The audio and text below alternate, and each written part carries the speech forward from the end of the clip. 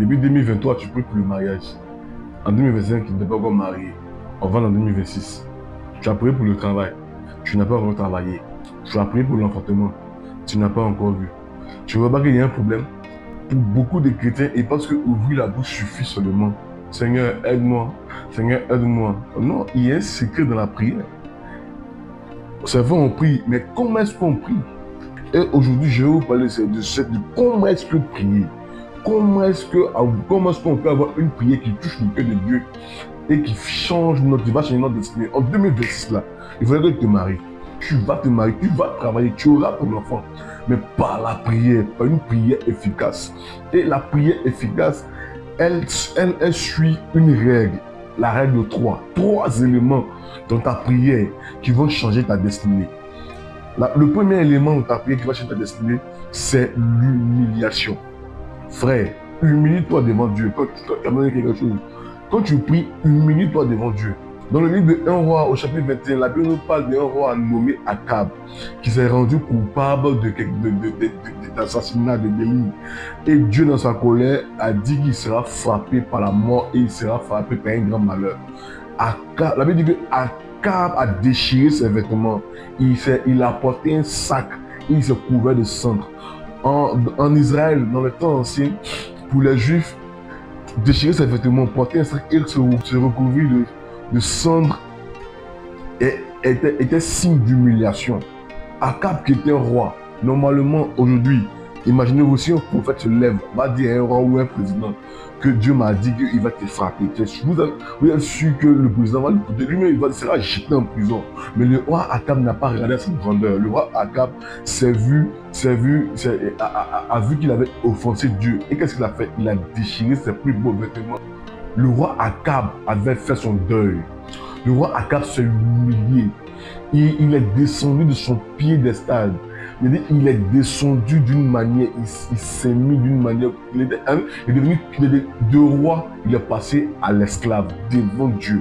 C'est ça, le premier élément qui va se transformer, qui va changer, qui va jouer en ta faveur dans ta prière, c'est l'humiliation. Quand tu vas à Dieu, dis à Dieu, Père, je ne suis rien sans toi.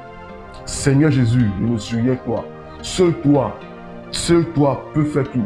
Tu es plus grand que le problème que je transporte. Tu es plus grand que mon désir de travail. Donne à Dieu la place qu'il mérite dans ta prière.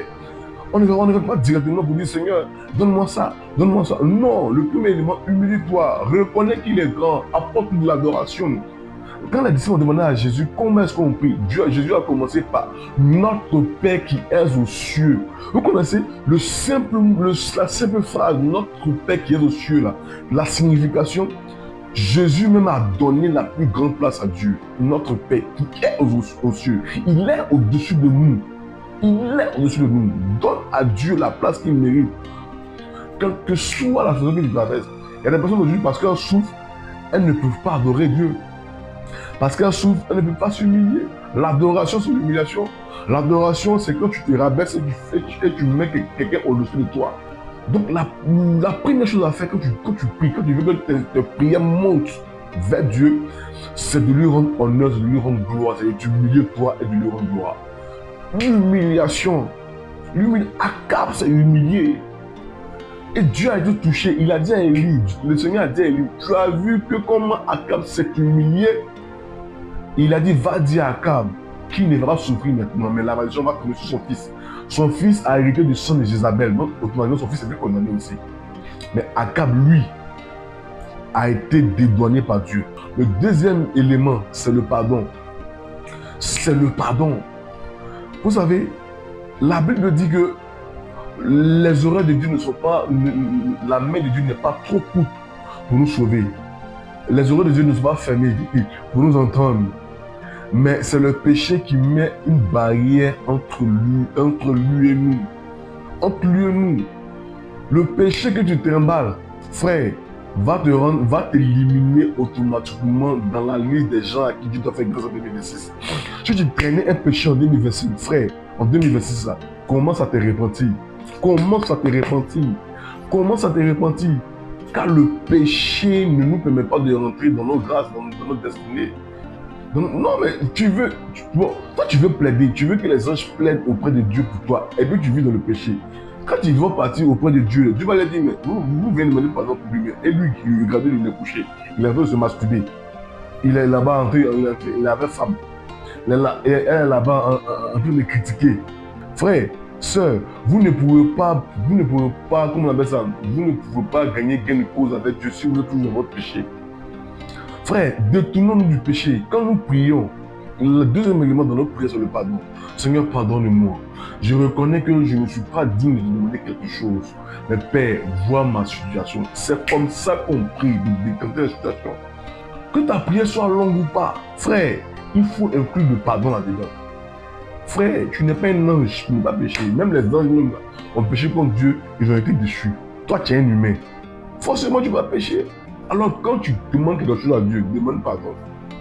Parce qu'il y a des péchés qui attirent la malédiction sur nous, qui nous ferment les portes. La masturbation, elle nous ferme les portes. Et il n'y a que par le pardon. Par le pardon. Frère, répentez-vous. Quand on demande quelque chose à Dieu, il faudrait qu'on s'y répente.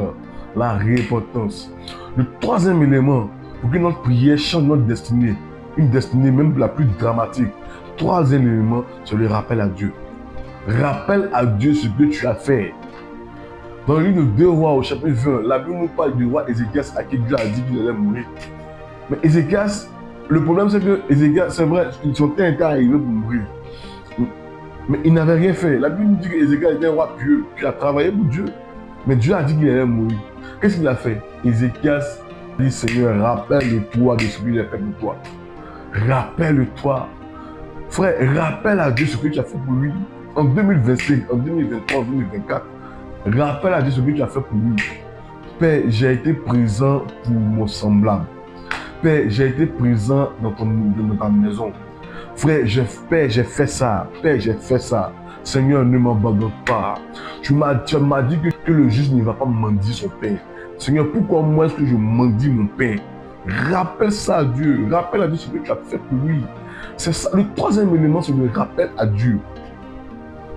Ézéchias a rappelé à Dieu ses bienfaits. Là, il y a un problème. Là aussi, il y a un problème. Parce que pour pouvoir rappeler quelque chose à quelqu'un, il faudrait que tu aies fait cela. Mais toi, tu cherches enfant. Et c'est toi qui insultes enfants de tes voisines. C'est toi qui frappes enfants des gens. C'est toi qui refuses de donner à manger enfants des gens. Et tu vas rappeler quoi à Dieu? Ézéchias, lui, la Bible dit que Ézéchias a été un bon roi. C'est ça. Si tu sais que tu n'as pas fait, demande pardon pour ce que tu n'as pas fait. Mais si tu sais que tu as fait, rappelle à Dieu ce que tu as fait. Rappelle-lui qu'il t'a promis des grandes bénédictions. Rappelle-lui qu'il t'a promis de grandes choses. Rappelle-lui. Dieu a besoin d'intimité. Ce n'est pas qu'il est amusé pour oublier, mais seulement que le Seigneur veut qu'on se rapproche de lui, qu'on lui parle. Ça ne sert à rien de te coucher pour dire, bon, il sait qu'il a fait ça pour lui. De toute façon, tu es couché là.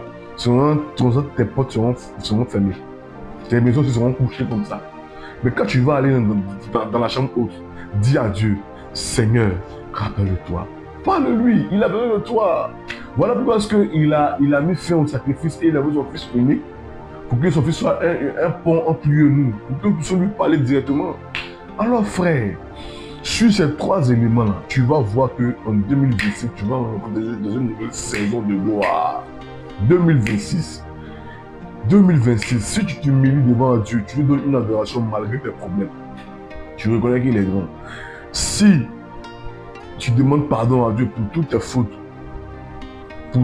parce que tes péchés ne te rendent pas éligible pour des grâces, pour des bénédictions. Et enfin, si tu rappelles à Dieu ce que tu as fait pour sa maison, ce que tu as fait pour lui, ce que tu as fait, les biens que tu as fait autour de toi. Le rappel à Dieu, l'humiliation, l'adoration et le rappel à Dieu. Ces trois éléments-là vont changer ta situation en 2026. Ces trois éléments-là vont décanter les plus grands problèmes en 2026. Même si on t'avait l'ancien sort, même si on avait prophétisé que tu allais vivre, tu n'allais pas vivre, que tu allais souffrir, frère, ces trois éléments-là vont te faire sortir de cette prophétie-là.